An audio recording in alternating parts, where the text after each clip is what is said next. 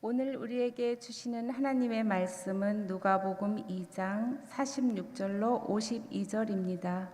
하나님의 말씀을 들으시겠습니다.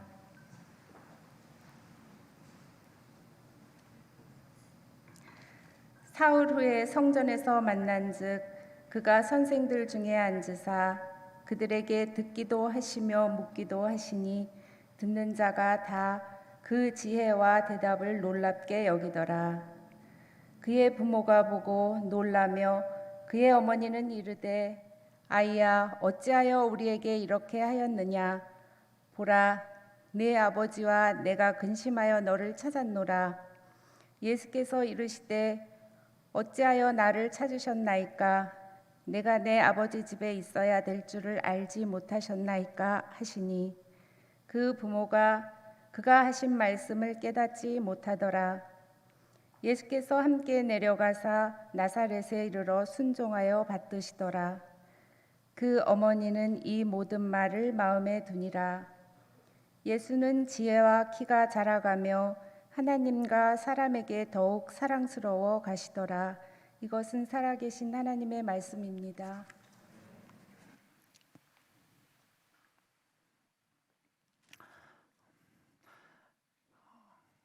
오늘은 가스펠 프로젝트 신약 네 번째 시간입니다. 여러분 지난 3시간 동안 나눴던 내용을 기억하세요? 우리 예수님의 탄생에 대해서 우리 말씀을 계속 나눴는데요. 어떻습니까? 메시아 탄생은 참 놀라운 사건이 아닙니까? 메시아 탄생은 오랜 약속을 이루신 사건이죠. 하나님의 오랜 약속을 이룬 사건이고 처녀 마리아의 순종을 통해 이루어진 사건이죠. 그리고 지난 시간에는 우리가 무엇을 배웠습니까? 메시아의 탄생 소식이 제일 먼저 알려진 사람들 우리가 보게 되었는데 누구였죠? 누굽니까? 베들레헴 목자들 그리고 동방 박사들이죠. 베들레헴 목자들 어떤 사람이었어요? 낮고 가난한 사람들이었고요. 동방 박사들은 어떤 사람들이었어요? 방대한 지식과 권위로도 채울 수 없는 그 영적인 갈망, 영혼의 갈망을 가진 사람들, 그들이 동방 박사들이었죠. 오늘은요, 이 땅에 오신 메시아 예수님, 이 땅에 오신 예수님, 그분에게도 어린 시절이 있었는가 하는 겁니다. 그리고 예수님은 그 어린 시절을 어떻게 지내셨는지 말씀을 통해 함께 나눠보기를 원합니다. 여러분, 구체적으로 우리가 예수님 어린 시절을 다루기 전에요, 예수님에 관한 성경 기록의 중요한 특징 하나를 좀 나누고자 합니다.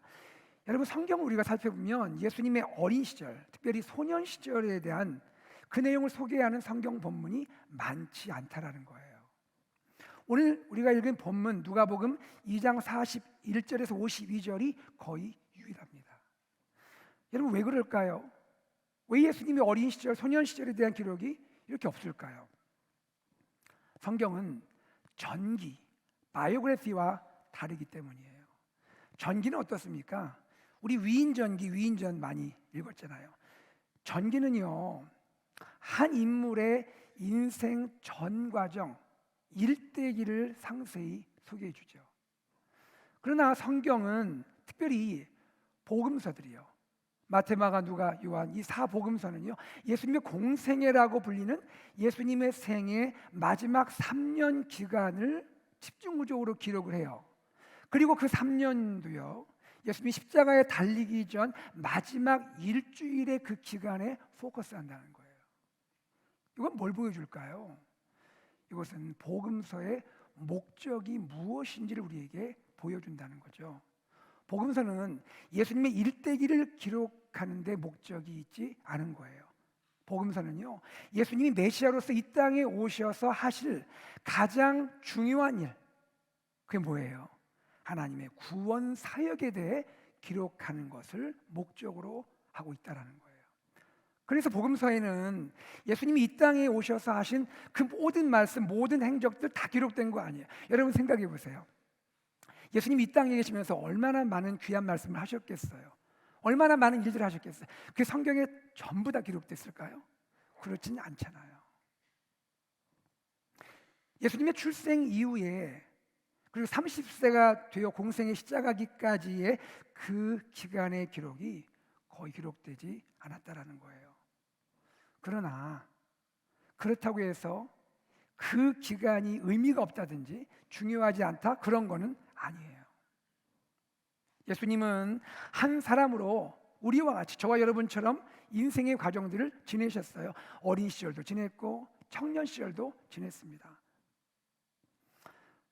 그런데 만약에 이 예수님이 겪으신 과정들, 이 시간이 중요하지 않다고 한다면, 그러면 예수님이 이 땅에 나타나실 때 굳이 태어나셔서 어린아이나 청년으로 오실 이유가 뭐가 있겠어요? 직접 장년 성인으로 딱 나타나셔서 일하시면 되는 거 아니겠어요? 중요하지 않다는 건 아니란 말이죠. 그러나 메시아 예수님의 삶에서 가장 중요한 것이 뭐냐 이거예요. 메시아 삶에서 가장 중요한 그것은 예수님이 이 땅에서 의롭게 사셨고, 믿음으로 의롭게 사셨고, 그리고 의인으로서 죄인들을 위해 대신 죽으셨다는 거예요.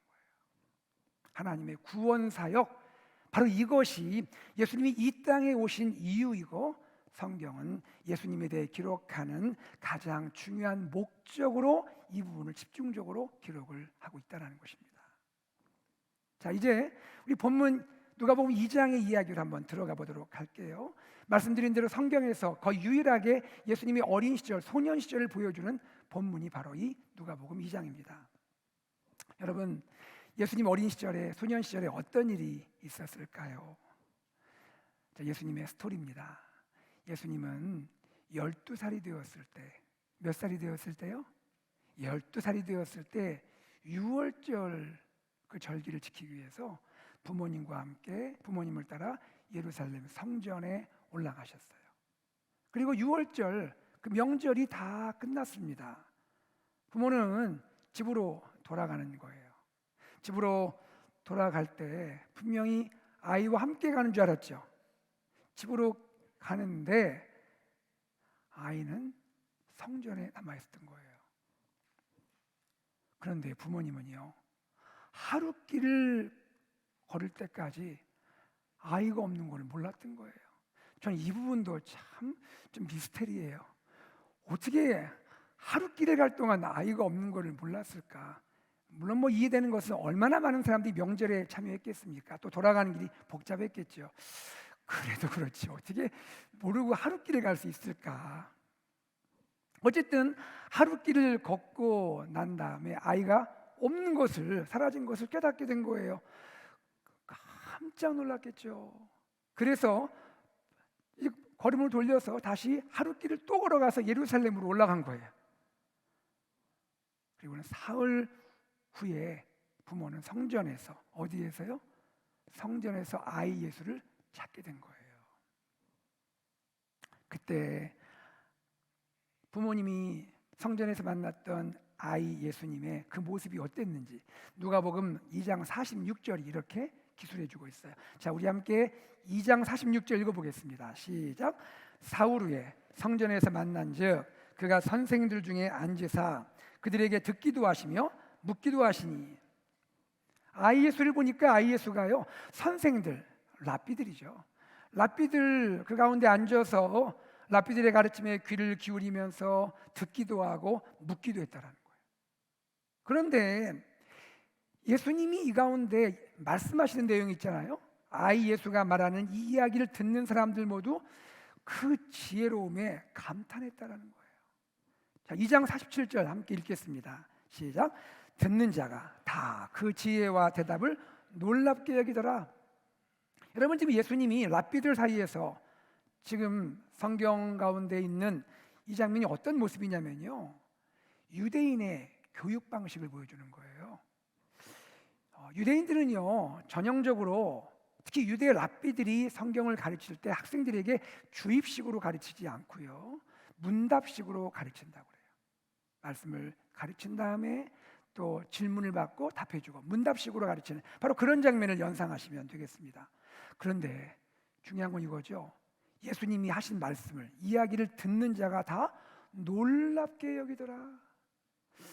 여기 놀랍게 여기다의 이 헬라어 원어를 보면요, 이런 의미가 있어요. 거의 기절할 정도로 놀라다. 어느 정도 놀랐다고요? 기절할 정도로 이게 뭐야? 아니 어떻게 이런 이야기를 할 수가 있지? 이 아이가 아니 어떻게 이런 질문을 하고 이런 답을 하지? 어떻게 율법의 그 깊은 것까지 이렇게 그걸 얘기할 수가 있지? 그런데 이 모습을 지켜보고 있는 예수님의 부모가 또 놀랐다고 합니다. 찾은 것은 반가웠는데 그 대화하는 모습 보고 부모가 또 놀란 거예요. 그때 어머니 마리아가 예수님께 말합니다. 들어보세요. 어머니 이야기입니다. 아이야, 어찌하여 우리에게 이렇게 하였느냐? 우리가 근심하여 너를 찾았노라. 부모님이 얼마나 마음이 졸였겠어요.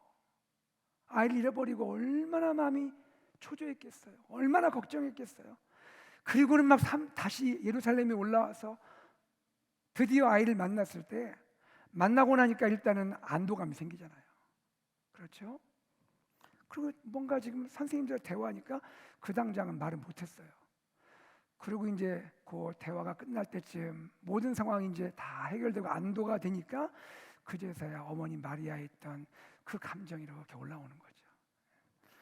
얼마나 내가 걱정했는데, 얼마나 내가 노심초사 염려했는데 그 속상한 마음이 지금 책망조로 나오는 거예요. 제가 여러분에게 읽을 때는 굉장히 부드럽게 얘기했거든요. 근데 아마 이렇게는 안 했을 것 같아요. 아마 이렇게 하지 않았을까? 저라면요. 너 왜 그랬어? 야, 얼마나 걱정인 줄 아니? 이게 뭐야? 와, 정말 내가 정말 놀라운 것은 뭐라고 말을 못하겠다. 아마 이렇게 이야기했겠죠. 아이 예수가 예수님께 답합니다. 예수님의 답을 또 들어보세요. 어찌하여 나를 찾으셨나이까? 내가 내 아버지 집에 있어야 될 줄을 알지 못하셨나이까? 저는 예전부터 요 대목을 읽을 때마다 좀 이런 생각이 들어요. 얼핏 들면 좀 부모님께 좀 무례한 것 같은 이런 표현으로 좀 들리는 거예요. 어찌하여, 좀 걱정해서 한 얘기인데 어찌하여 나를 찾으셨나이까? 내가 내 아버지 집에 있어야 할 줄 알지 못하셨나이까? 여러분, 예수님이 정말 무례하게 말씀을 하셨을까요? 저는 그렇지 않다고 생각합니다. 예수님은 사랑하는 어머니께 자신이 누구인지를 분명히 말씀드리고 있는 거예요. 아이 예수 자신이 예수님 부모님께 불순종해서가 아니고 경솔하거나 부주의해서 그랬던 것이 아니고 내가 누구인지 자신이 누구인지 아셨기에 자기 정체성을 아셨기에 그렇게 행동하신 것을 자기 정체성에 따라 성전에 남으셨던 것을 말씀드리고 있는 거란 말이에요. 여러분, 그러면 예수님의 정체성은 뭐예요? 예수님은 누구십니까? 예수님은 하나님의 아들이신 거예요. 하나님의 아들이신 거예요. 하나님의 아들이시기에 성전에 남았고 하나님의 아들로서 하나님 말씀에 가까이 나아가셨던 것이란 말이죠. 부모님과 만남을 가진 후에 예수는 부모님과 함께 고향 나사렛으로 다시 돌아가게 됩니다. 그리고 그 다음 성경의 내용이 저는 참 은혜가 돼요. 나사렛에서 어떻게 하셨느냐? 순종하는 아들로 부모님을 공경하셨다라고 말씀합니다. 자, 이 내용이 51절 앞부분입니다. 같이 읽어보겠습니다. 시작.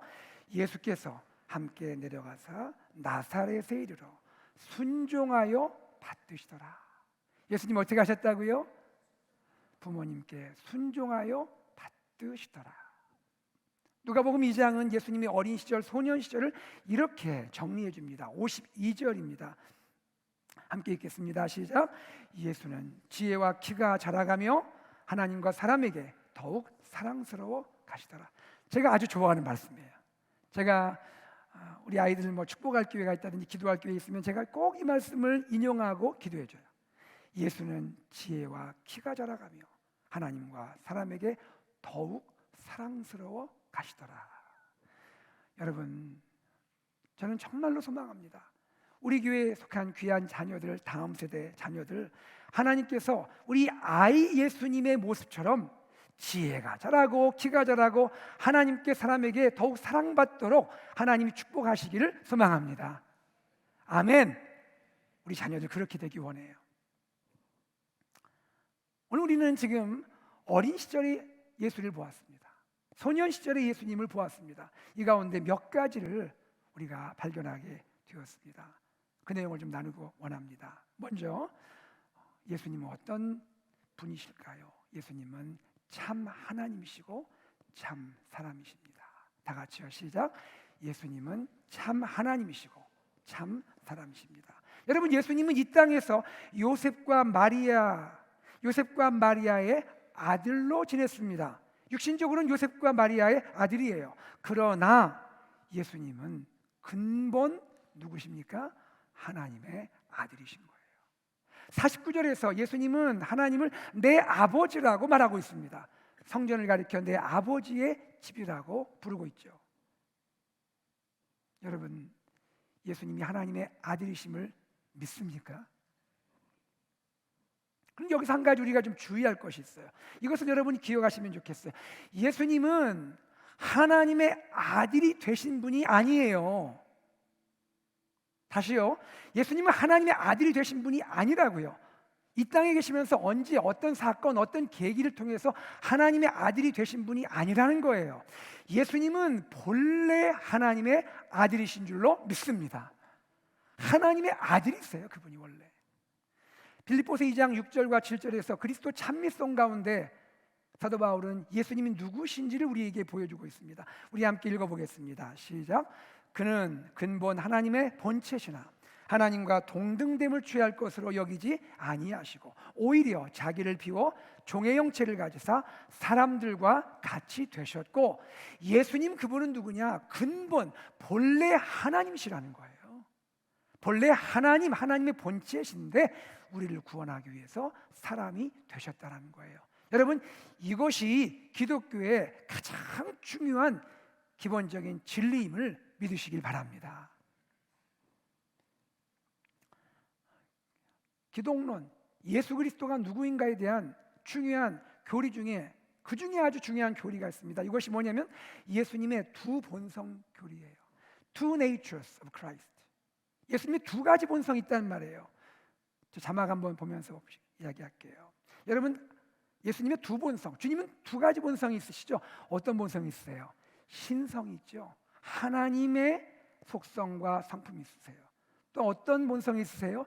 인성이 있으세요. 사람으로서의 속성과 성품을 가지셨어요. 이 두 가지가 예수님 안에 있는 거예요.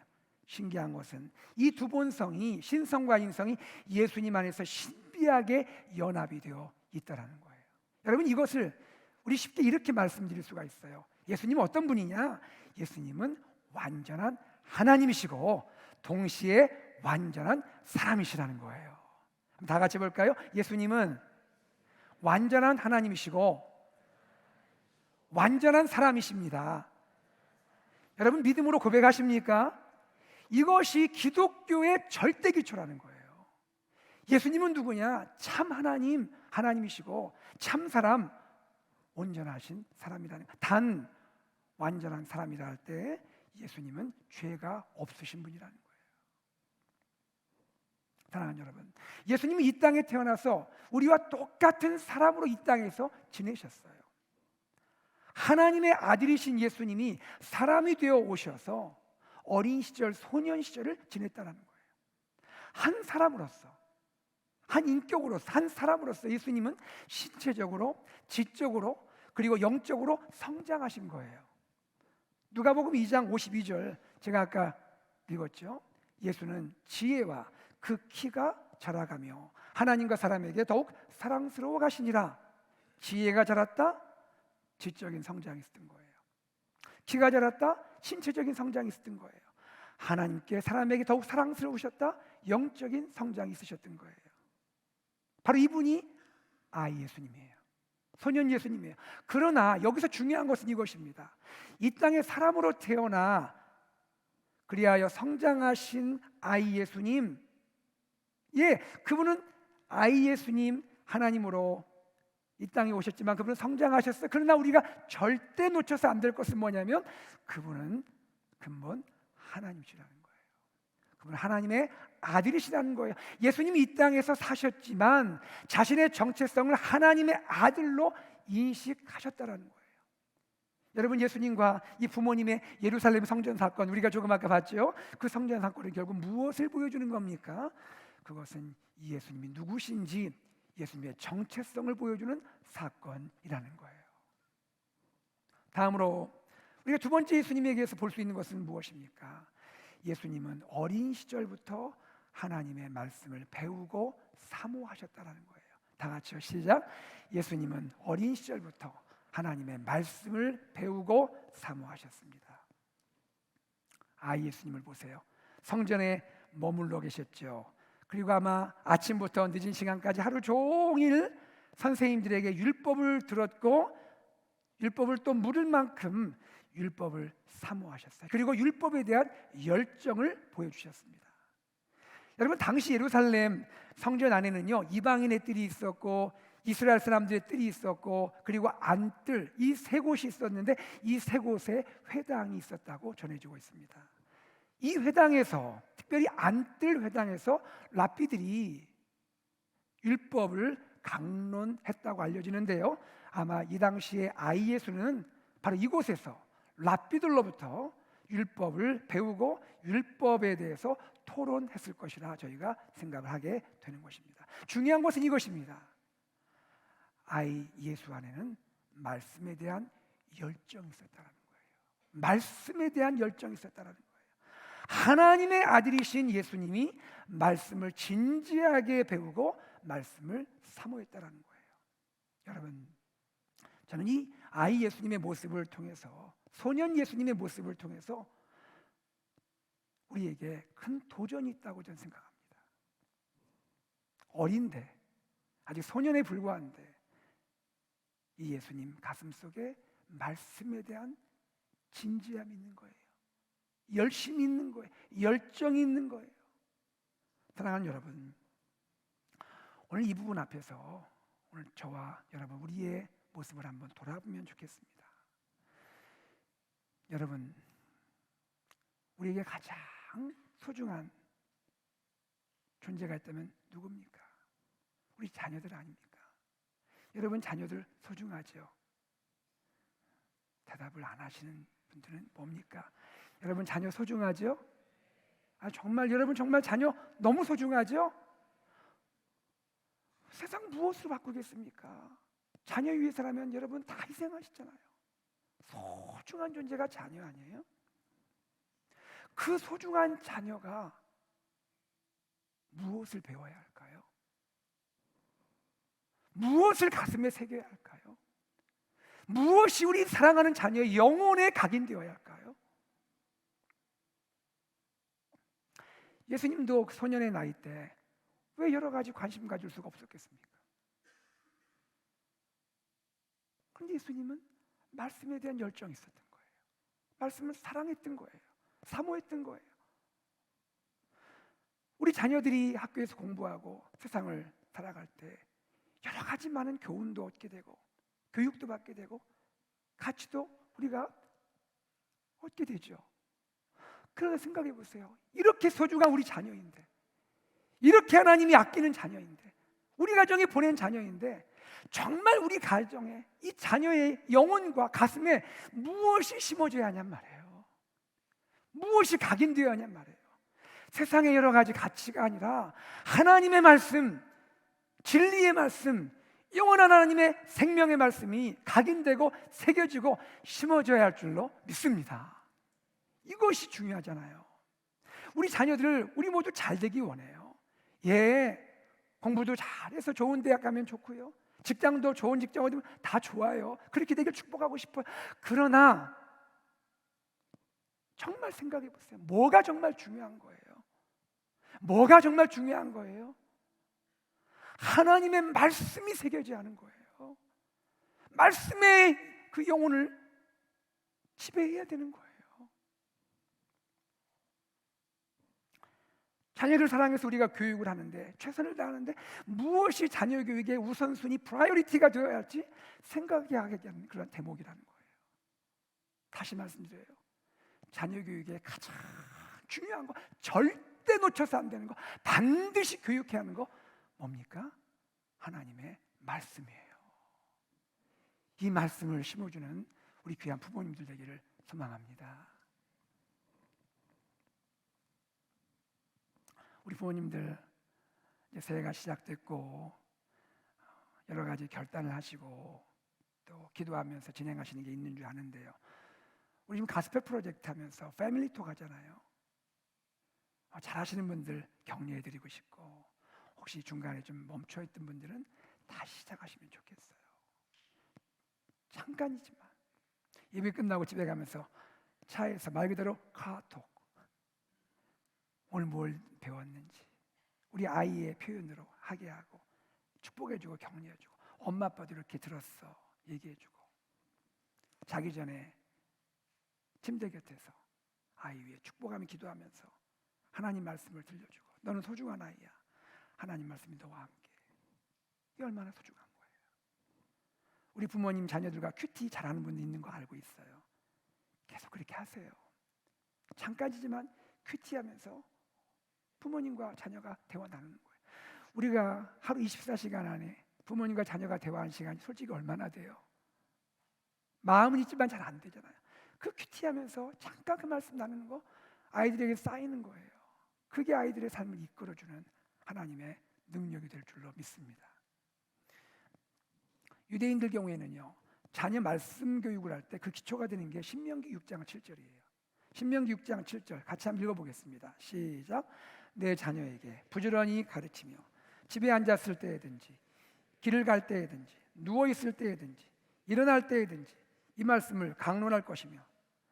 아니 그냥 부지런히 가르치라 하면 되는데 뭐 이렇게까지 그냥 또 말씀하십니까? 집에 앉았을 때든지 길을 갈 때든지 누워 잘 때, 잘 때는 좀 편하게 두는 거 아니에요? 누워 잘 때에도 또 굳이 잠들려고 하는 아이의 귀에다가 좀 얘기해 주라는 거예요. 일어날 때 아침 일어나기 얼마나 힘들어요. 아이들이 일어난 아이한테 또 얘기해 주라는 거예요. 뭐를요? 하나님의 말씀을요. 오늘도 하나님 말씀과 함께 살기를 바래. 사랑하는 내 아들 내 딸, 하나님의 말씀이 너와 함께 할 거야. 어려울 때 말씀을 기억하자. 우리 말씀 외운 거 떠올리자. 여러분 정말로 우리가 자녀의 말씀 교육에 전념할 수 있기를 소망합니다. 우리 아이 예수님 부모님을 한번 보세요. 요셉과 마리아. 이 신앙교육에 남다른 게 있어요. 여러분 왜 아이 예수의 부모가 마리아와 요셉이 예수님을 12살 된 그 해 6월절에 성전에 데려갔을까요? 왜 12살 되던 해 6월절에 성전에 들어갔을까요? 유대인의 관습과 관계가 있어요. 유대인의 관습 보면요, 유대인 남자아이 소년은요 13살이 되면 성인식을 합니다. 바리 미츠바라는 성인식을 하는데 이 바리 미츠바 뜻이 뭐냐면 율법의 아들이라는 뜻이에요. 말씀의 자녀로 하나님께 올려드리는 거예요. 이것을 준비하기 위해서 이 아이 예수님의 부모님이 그 전해인 12살이 되던 그 해에 소년 예수를 예루살렘 성전에 데려간 거예요. 율법에 따라 자녀를 신앙교육하는 예수님의 부모님을 보십시오. 그뿐 아니에요. 예수님의 부모님 마리아 요셉 본인들 스스로도 말씀에 충실한 걸 볼 수가 있어요. 여러분 41절 말씀을 제가 읽어드릴게요. 한번 들어보세요. 그의 부모가 해마다 6월절이 되면 예루살렘으로 가더니, 우리가 알고 있는 그때의 아이 예수님만 데리고 올라간 게 아니고요, 평소에도 해마다 every year 부모님이 6월절이 되면 성전에 올라갔다는 거예요. 부모님 스스로 말씀 중심으로 살았다는 거예요. 자녀에게 신앙교육하기 전에 부모가 먼저 말씀에 충실했다는 거예요.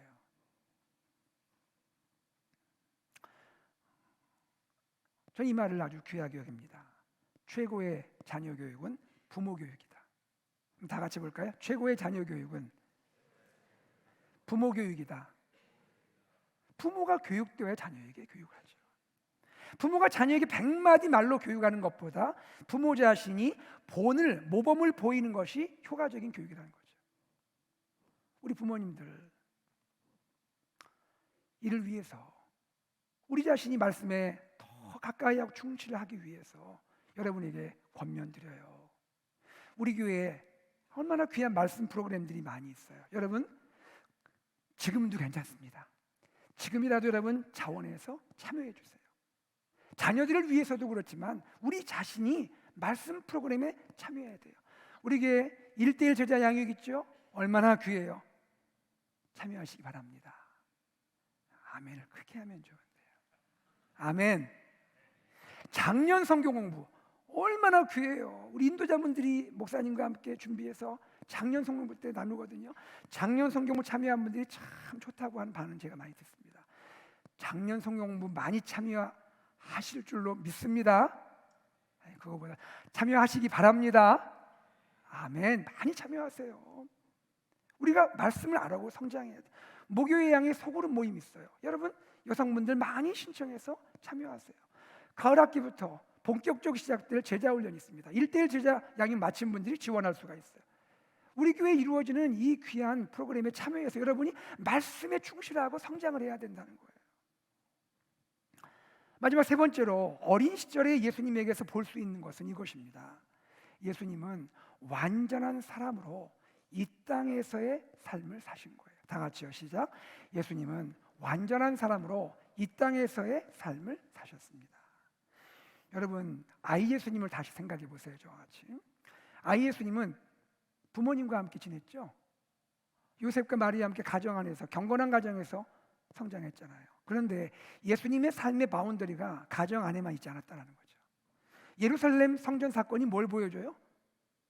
믿음의 공동체에 참여하면서 나와 다른 사람들과 관계를 맺어가는 거예요.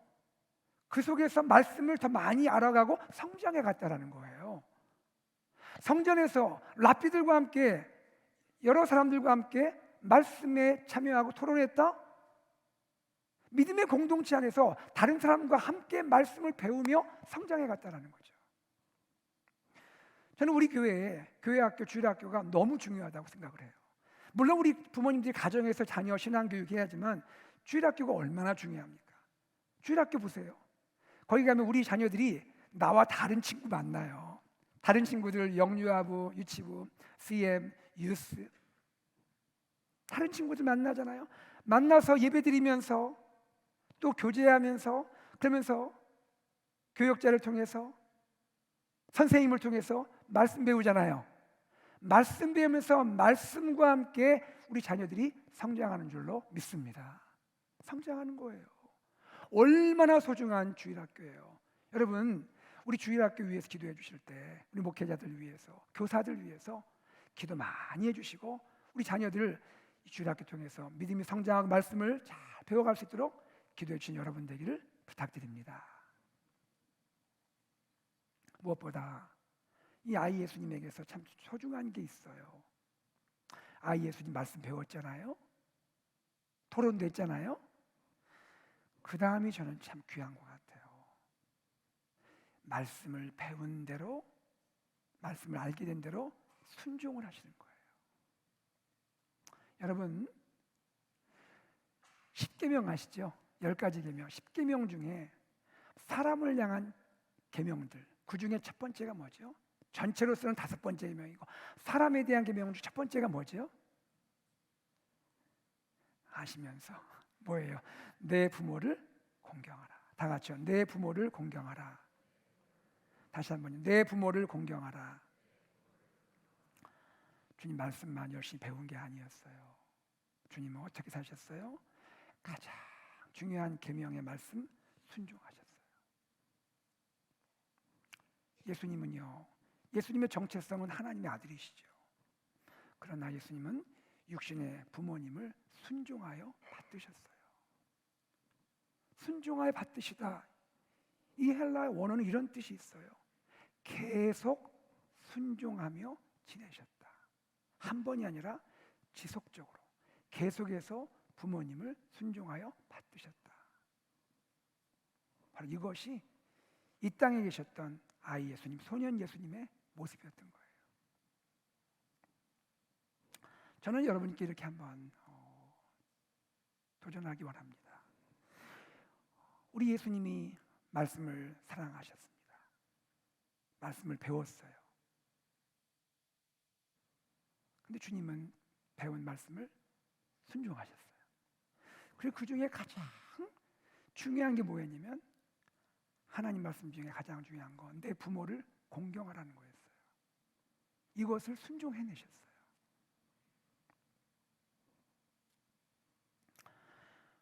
저는 우리 교회 소중한 우리 자녀들, 다음 세대 자녀들이 하나님 말씀을 사랑하고 배우고 성장해가되 부모님을 공경하는 아이들로 성장하기를 진심으로 소망합니다.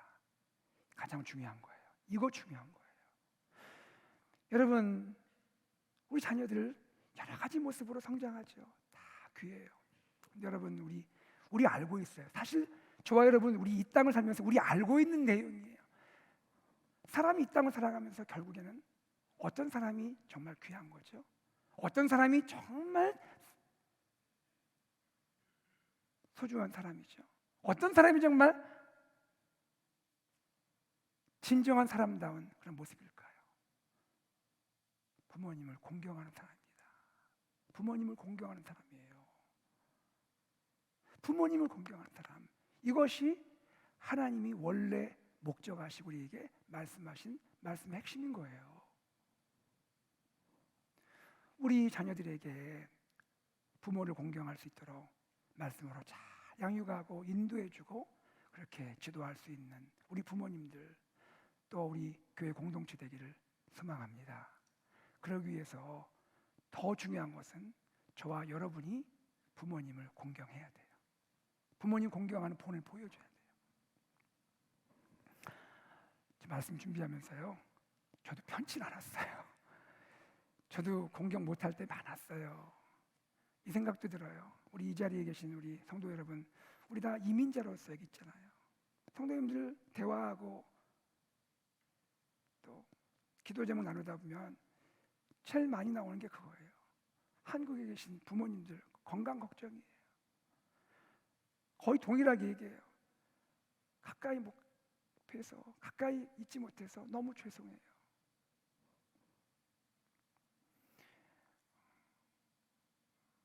우리가 부모님, 하나님께서 나에게 허락하신 이 소중한 부모님, 나를 위해 말씀으로 양육해 주시고 말씀으로 인도해 주시고 늘 기도해 주시는 부모님, 여러분 잘 하시는 줄 알지만 오늘 이 시간 이후에 부모님을 정말 마음으로 감사히 여기고 공경할 수 있는 우리 모두가 되기를 소망합니다.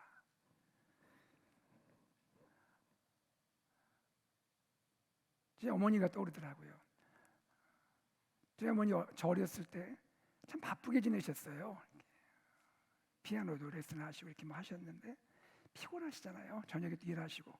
그래도 저하고 동생 위해서 그 당시는 카세트 플레이어가 있었잖아요. 밤에 피곤한데도 녹음을 해요.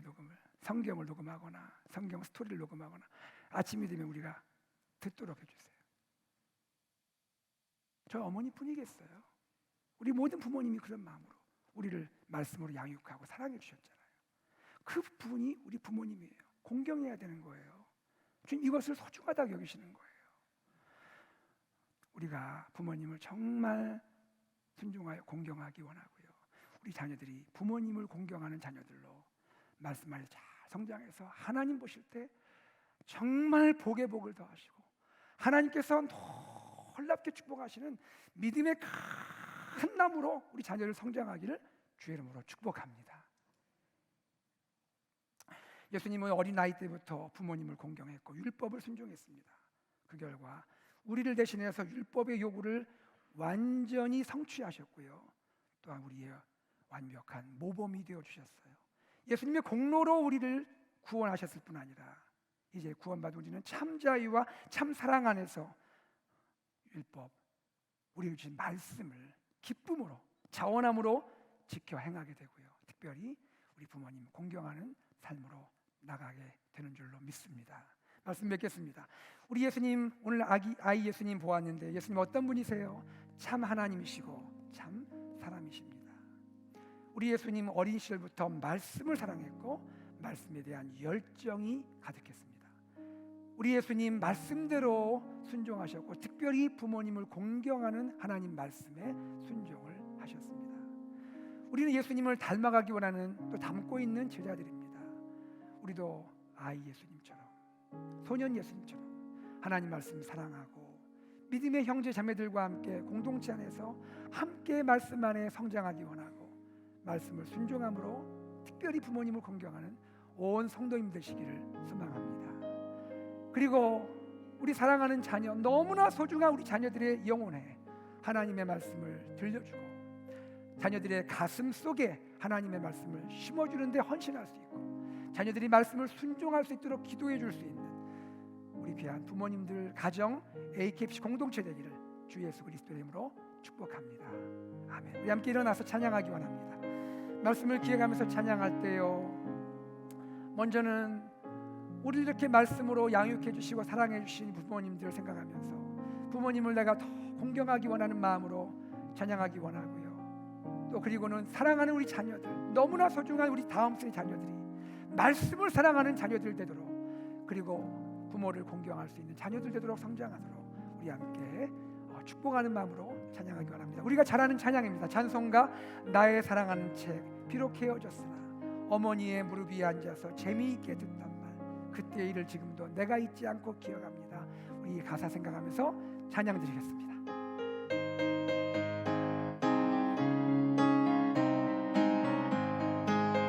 나의 사랑하는 책, 나의 사랑하는 책 비록 헤어졌으나 어머니의 무릎 위에 앉아서 재미있게 듣던 말 그때 일을 지금도 내가 잊지 않고 기억합니다.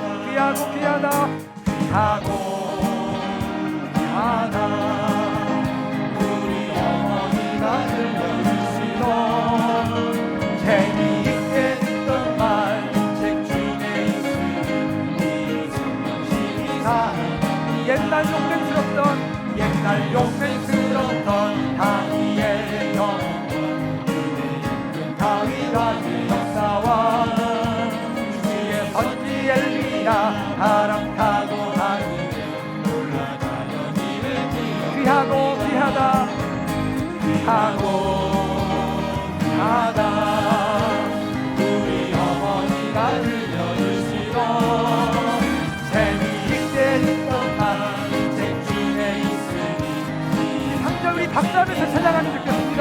박수하겠습니다. 예수 세상 계실 때 나는 십자가에 달려주신 하나님 어머니가 읽으며 눈물 많이 흘리고 내가 기억합니다. 귀하고 귀하다 우리 어머니가 들려주시고 재미있게 듣던 책 중에 있으니 성경심이다.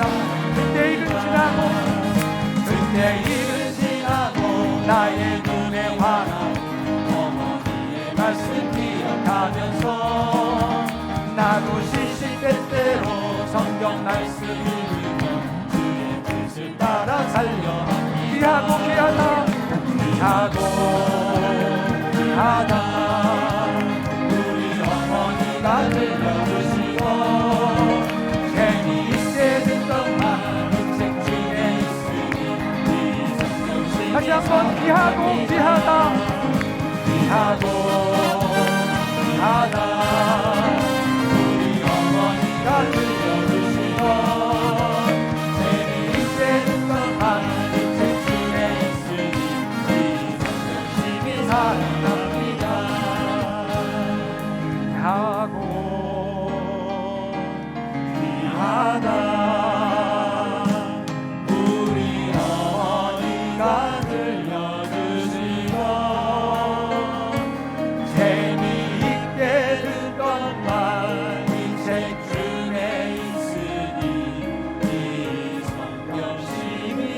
사랑합니다. 사랑하는 성도님들, 우리 함께 기도하기 원합니다. 그렇습니다.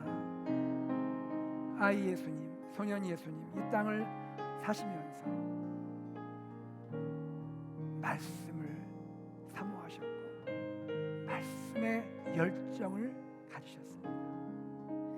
세상에 많은 것이 있지만 말씀을 그렇게 사랑하신 예수님이십니다. 말씀을 배웠고 말씀대로 순종하셨습니다. 하나님, 오늘 우리들도 하나님의 생명의 말씀 더 사모하고 말씀에 열정을 갖고 배우고 순종하게 하여 주시옵소서. 우리 사랑하는 자녀들이, 우리 너무 소중한 다음 세대가 이 땅의 가치관에 하나님이 함몰되지 않고 오직 진리의 하나님의 말씀 깊이 들어가게 하여 주시고, 예수님처럼 하나님 키가 자라며 지혜가 자라며 하나님과 사람 앞에 사랑받는 우리 자녀들 다음 세대대로 역사하여 주시옵소서. 하나님 아버지, 우리가 가정에서 자녀와 함께 말씀을 나누며 말씀을 또 가르치며 말씀으로 인도할 수 있도록 하나님 우리에게 은혜 허락하여 주시옵소서. 우리 함께 기도하겠습니다. 하나님 아버지, 주님의 은혜와 사랑을 감사합니다. 아버지 하나님, 우리가 주의 말씀을 듣고 깨닫고 주님께 나아갑니다. 사랑하는 아버지 하나님, 시간 역사하시고 하시옵소서. 우리들이 이 땅에 계시면서 아이 예수로 소년 예수로 계시면서 하나님의 아들이시고 하나님이신 우리 예수님 말씀을 하나님 배우고 또 말씀 알아가고 성장해가고 하나님 그리하여 하나님이여 하나님 앞에 아름다운 하나님의 사역감당한 우리의 구주가 되시고 하나님의 우리의 구원을 이루시는 우리 주님을 사랑합니다. 하나님, 우리들도 예수님 보면서 말씀을 사랑하게 하시고 말씀 사모하게 하시고 말씀의 열정을 가지고 하나님 아버지 말씀 배우는 하게 하시고 금년 2014년에 말씀 안에 헌신하게 하시고 우리 사랑하는 자녀 소중한 다음 세대가 말씀의 사람들로 말씀의 자녀들로 말씀을 사랑하고 말씀에 헌신하는 사람들로 성장할 수 있도록 우리가 기도하며 가르치며 하나님이 그렇게 인도할 수 있도록 하나님 우리를 축복하여 주시고 하나님 이 부모님을 공경하라는 말씀 예수님이 보여주신 그 모습을 보면서 우리도 그렇게 부모님을 공경하며 섬길 수 있도록 하나님 우리 모두를 축복하여 주시고 사랑하여 주시고 주님 감사합니다.